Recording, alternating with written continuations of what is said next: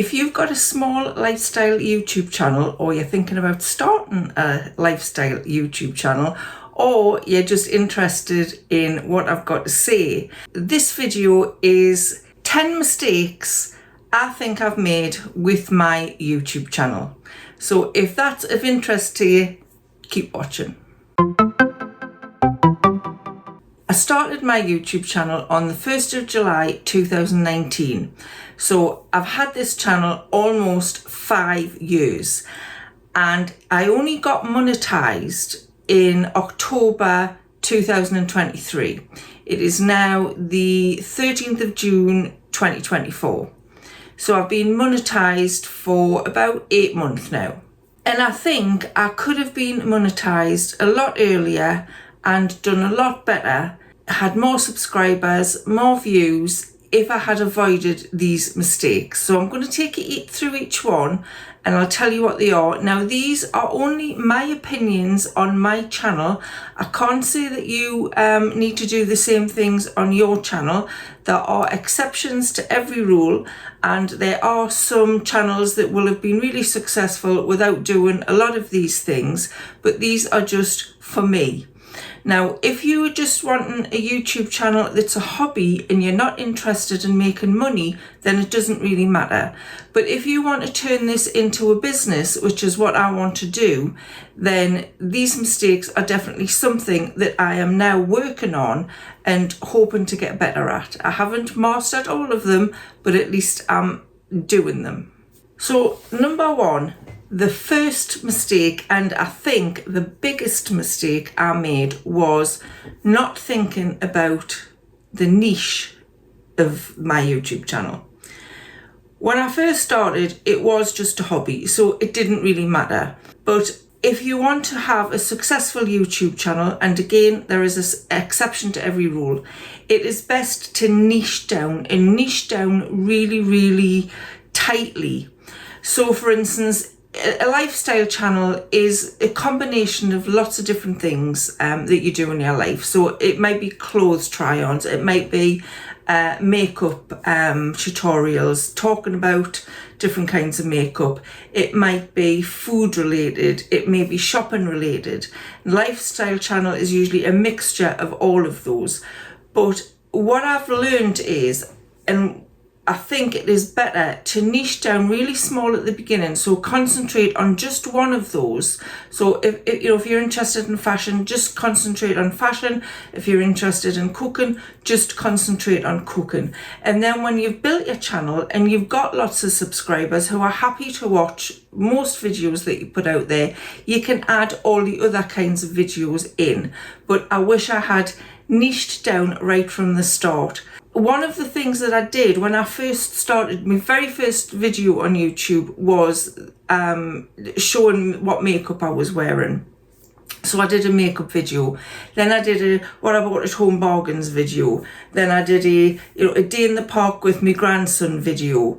And it was people probably didn't really know what was going on when they watched my channel. And I also, at the time, the cat's just come in. Also at the time, I was an eBay reseller. So a lot of my videos were based around what I was buying at car boot sales and auctions and how much I sold them for on eBay. I would do regular weekly videos on that.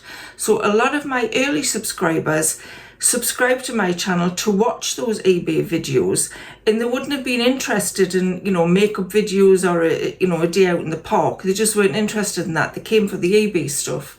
So when I gave up eBay, I stopped doing those videos. And of course, all of those subscribers I probably lost, or maybe they're still subscribed and they just don't watch my videos. But whatever else I was doing after that would not be of interest to them, or most of them. So I wish I'd niched down right at the start, but I'm not sure what that would have been. I've kind of got a channel now where I'm doing a lot of clothing hauls mixed in with some vlogs and other little bits and pieces, and I'm not sure that that is the right way still for me to go. I'm not sure if I'm going in the right direction, because when you pick your niche, it has to be something you feel really, not passionate, but you're really into it. and that you can come up with lots of different ideas for videos. So you need at least one video a week for 52 weeks. Is there enough legs in the niche you pick? And for me, with the try-on hauls, I don't want to be doing a try-on haul every week. I can't afford to do a try-on haul every week. I can't afford to keep buying clothes and then sending them back and waiting for the refunds and all that. So I'm still not sure that that is the right road for me to be on. That's something I need to think about over the next few weeks. So that was mistake number 1, not niching down. It was, Milo. So the second mistake I made was not considering the thumbnails I was creating. Now, if you think about it, the thumbnail is probably the first thing people see when they're scrolling through YouTube looking for something to watch. And if your thumbnail doesn't really stand out, then people aren't going to click on it.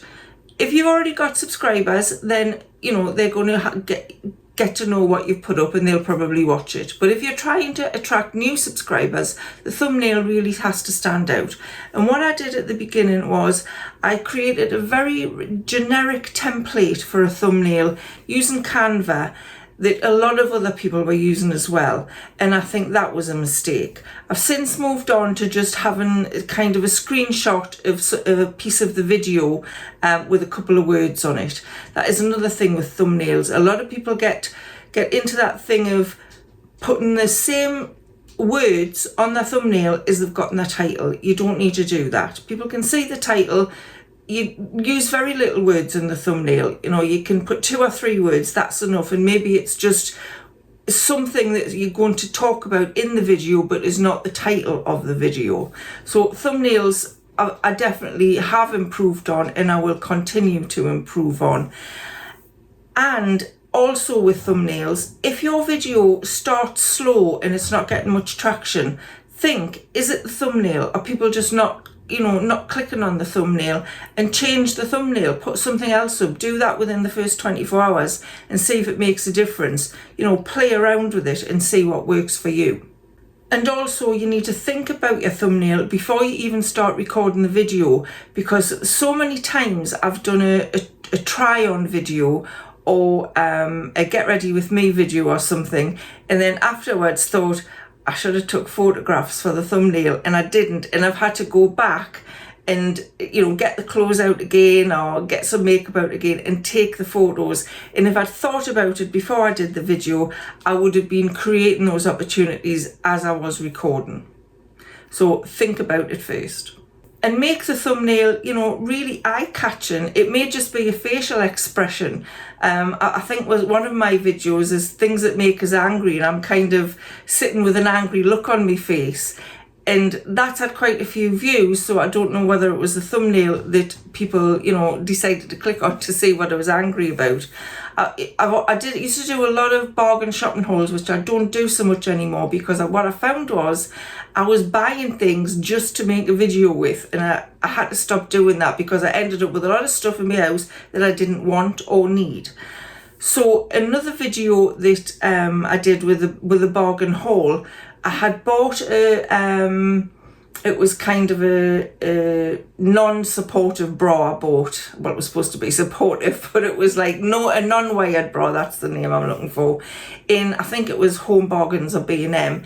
And I put the picture of the boxed bra on my thumbnail, and that got a lot of views as well. So maybe that was what drew people in. But think about what you're putting on your thumbnail. Think about what you click on. I don't mean just people you are already subscribed to and watch regularly. Think about other videos other thumbnails that catch your eye and make you watch, because it really does make a difference. So mistake number 3 is similar to the thumbnails, and this is titles, the title of your video. Now, what I failed to realise, and I don't know why I didn't realise this, is YouTube is a search engine.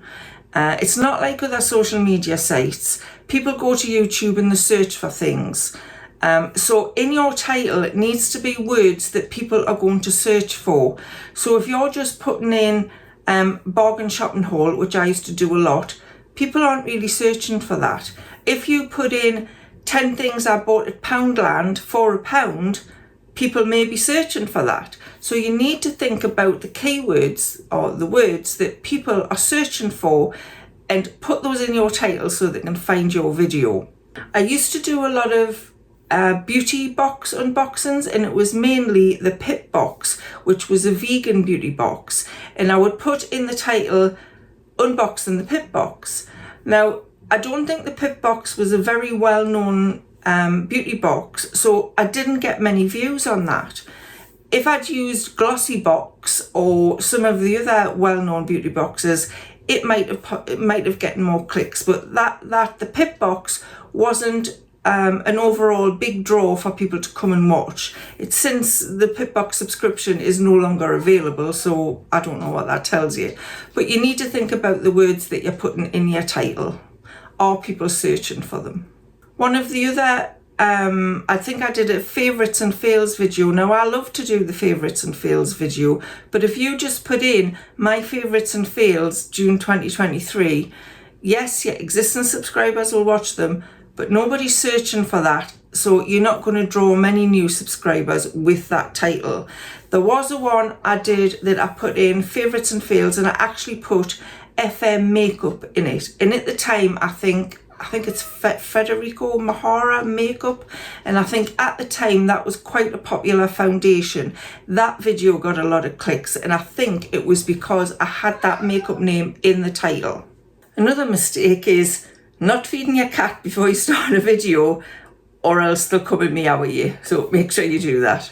So that was the third mistake, titles. And like with the thumbnails, if your video is not getting a lot of traction in the first 24 hours, try changing the title. You never know. Up until recently, I was just kind of guessing what titles or what keywords I should put in my titles by using YouTube itself and seeing what other people were doing. But for the last few months, I've been using something called VidIQ. I will put the link to this down below, and it helps you with keyword research. So you can type in a keyword and it will give you a whole list of keywords related to that word and how many searches it's getting and how competitive it is, which I find really useful. It's only about £10 a month or something, but they do have free trials, so I will put the link in below because I have found that quite useful for finding words to put in my titles. Mistake number 4, having a rambling intro. I mean, how many times have you watched a video and they said, oh, we're gonna show you this, we're gonna tell you this, and 5 minutes later, 10 minutes later, they still haven't gotten into the meat of the video. They do and I'm guilty of it myself, you know, welcome to the channel and welcome back and thanks for watching and all that, which is really lovely for your existing subscribers will probably appreciate it. But new people to your channel don't know you. They just want to know what you've got to say about the topic they clicked on the video for. So recently I've stopped doing an intro. I always used to say, hi, I'm the Geordie Grandma. Hi, I'm Karen, the Geordie Grandma. Welcome to my channel, blah, blah, blah. And it would take us probably a couple of minutes to get into what I was talking about. Now I've stopped doing that. I'm getting straight into the video. I haven't had any complaints, so I'm assuming people don't mind that. So definitely get straight into the meat of your video. Sorry, I'm shaking the table, so if you're shaking around, that's what it is. Get into the meat of your video so people can get to know that you're an expert in what you're talking about, or they like what you're talking about, and they'll be more happy to subscribe. You can actually check in your analytics how far people get before they click off your video, and you'll find a lot of people will drop off during the intro, so make that intro count. Somebody who I really like the intros, and I think they're very good at it. It's me, Marlene. She's really good at intros, so go and take a look at her videos and see how she introduces the video. You can introduce yourself later on in the video if you want to, but it's really not necessary. Mistake number 5, not thinking about how you're going to monetize your channel. How are you going to make money? If you are doing YouTube to make money and to turn it into a business, you need to think about this before you've even started your YouTube channel. And I didn't do this. I just thought, oh, it's going to take us 1,000 subscribers and 4,000 watch hours before YouTube will monetize us and I will get paid for people who watch the ads attached to my videos. Like I say, I started YouTube in July 2019. I did not get monetized until October 2023. It just took forever. Bear in mind that I did take a break. I stopped doing videos on, hang on, I'm just going to check the date. I stopped doing videos on the 8th of December 2021. That was my last video I did until the 9th of August 2022 when I started again. I got really disillusioned with YouTube because I was getting very little views. I was lucky if I was getting 200 views. Occasionally it would be more, but mostly it was that. And I just thought, what's the point of this? So I did stop, and then I started again in August because I quite missed it. So thinking about how to monetize, even though I wasn't making money from YouTube ads, there was other ways I could have monetized, which I'm thinking about all of these ideas now. I'm not making a lot of money from YouTube ads. I'm making roughly £120 a month, which is not enough, to make a business out of this. I need more money than that. That's not even going to pay for me food. So different ways to monetize.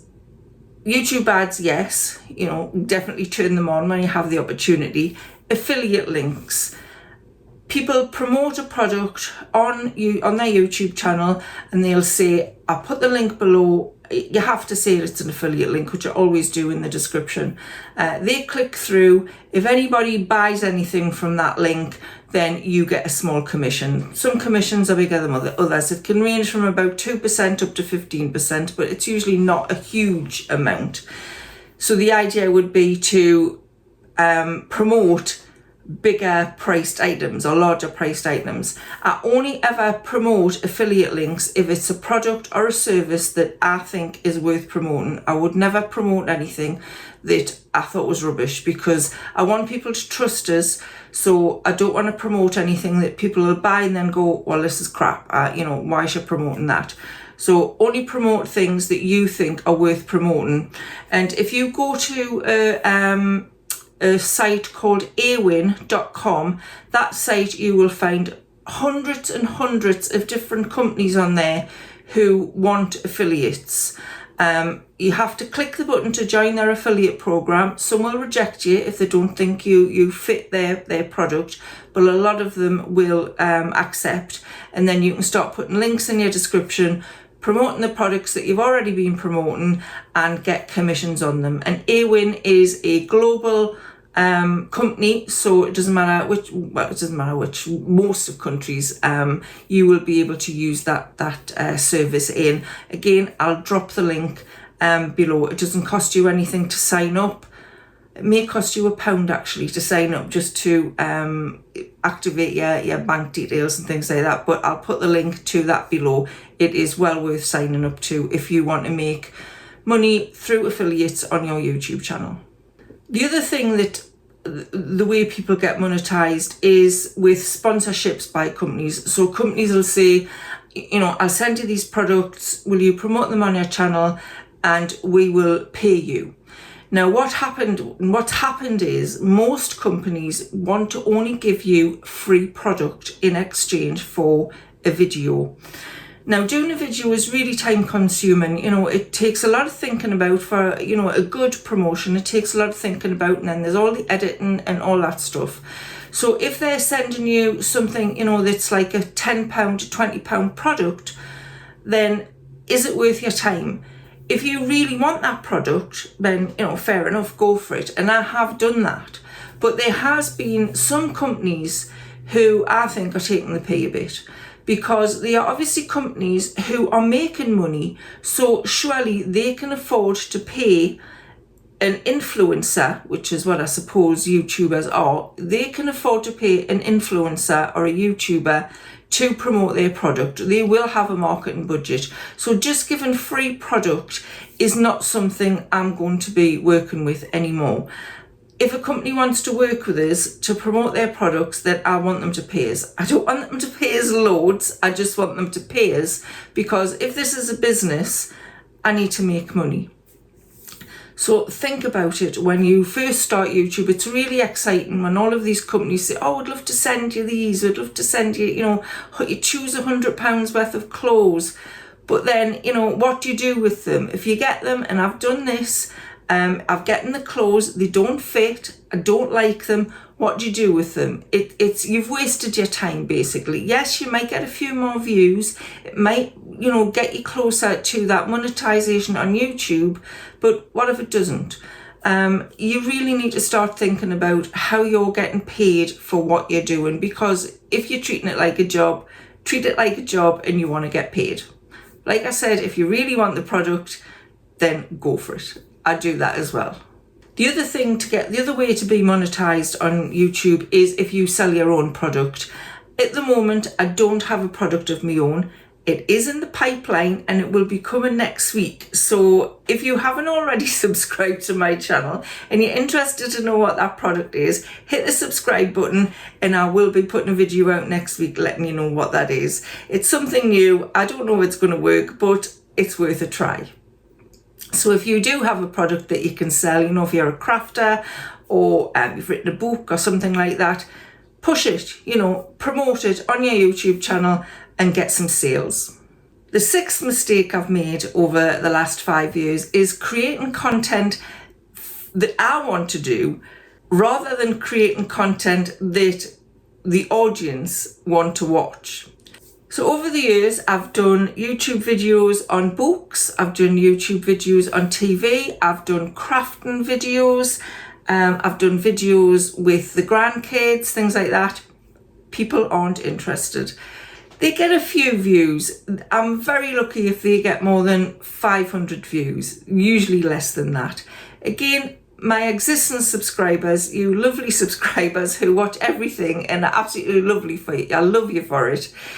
They'll watch most of my videos. But if I want to attract new subscribers, they're not going to come and watch for those. They won't, or they don't.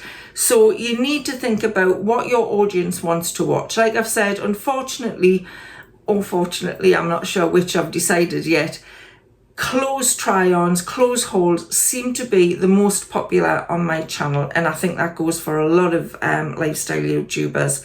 And I think because I'm plus size as well, that is an added attraction.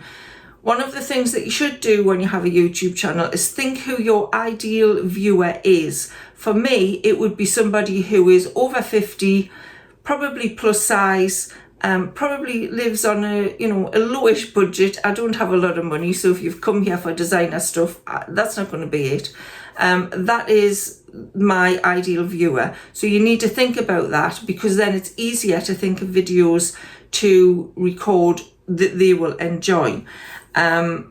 So because the clothes try-ons are the most popular, I've ended up doing more clothing try-ons, which I don't particularly want to do.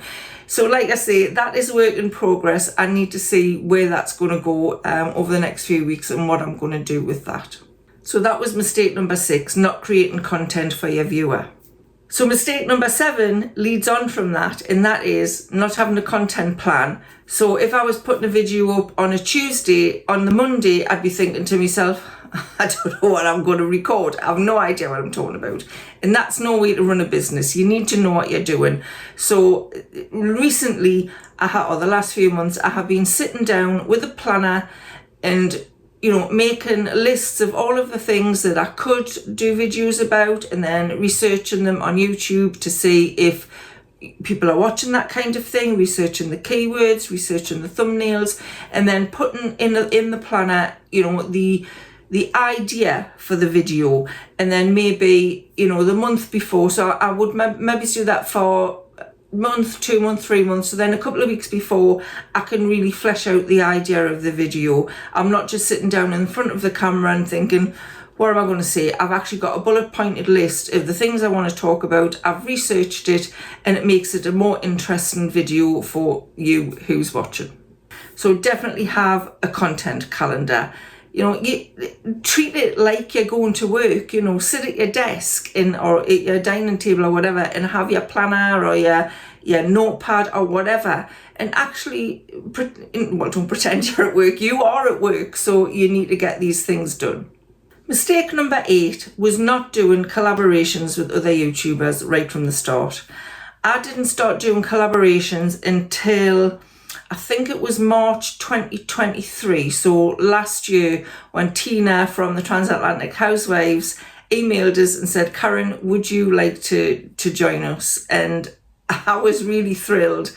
I don't know whether I'd never thought about collabs before. I think I was just scared of asking other YouTubers. But I was really happy to be asked, and I've been working with them now every week for over a year, and my subscribers definitely grew once I started that collaboration, because we're cross-promoting each other. The viewers that they had are coming to watch me, and anybody who is watching me, that may not know them, will go and watch them. So if you really want to try and grow your YouTube channel, you need to find other YouTubers who do a similar thing to you, have maybe a few more subscribers than you have, if you can, quite a few more subscribers, because you're going to get in front of a bigger audience, but definitely, doing the same thing that you do, and then you can cross promote each other, and that definitely builds your YouTube channel. I've seen other YouTubers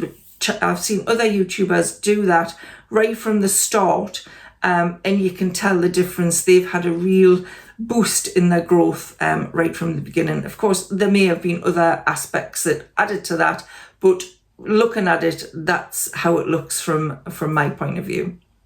Mistake number 9, comparing myself to other YouTubers. Now, it's really hard when you're not getting very many views. You're getting maybe 200, 300, you're not getting many views at all, and you see other people who have started way after you, their YouTube channel, and they just explode right from the beginning. They're doing similar things to you, they're a similar kind of person to you, but they're getting a lot more views. And it is hard not to compare yourself. You might sit and say, well, what's wrong with me? Why am I not getting this? You're not. So stop complaining about it. What you need to do is compare yourself to your own statistics, to your own analytics. So check your analytics. Don't just look at the views and the subscribers. Look at the average view duration of your video. You can find all this in your YouTube analytics. What is your average view duration? Have a look at it 1 month and see if you can improve on that the next month. And things that will improve that will be the things I've been talking about: the thumbnails, the titles, your content. All of those will improve your average view duration. So make that a benchmark for you to improve against yourself. Don't just compare yourself to other people, because you don't know what they're doing in the background. You don't know how much, they may be working a lot harder than you. They may have a lot more marketing know-how than you do, or whatever. It's just, don't compare yourself to other people, because that's the slippery slope to give it up. And the 10th mistake I made at the beginning was I did not invest in training. It took me ages to figure out different things to do with YouTube, editing and how to be successful on YouTube. I didn't really think about it. In all other aspects of my life, I have done training for things. I've got a degree, I've got a marketing qualification, I've got a teaching qualification. I've got qualifications coming out my ears. So why I didn't think about that when I started YouTube, I don't need the qualification, but I did need some help.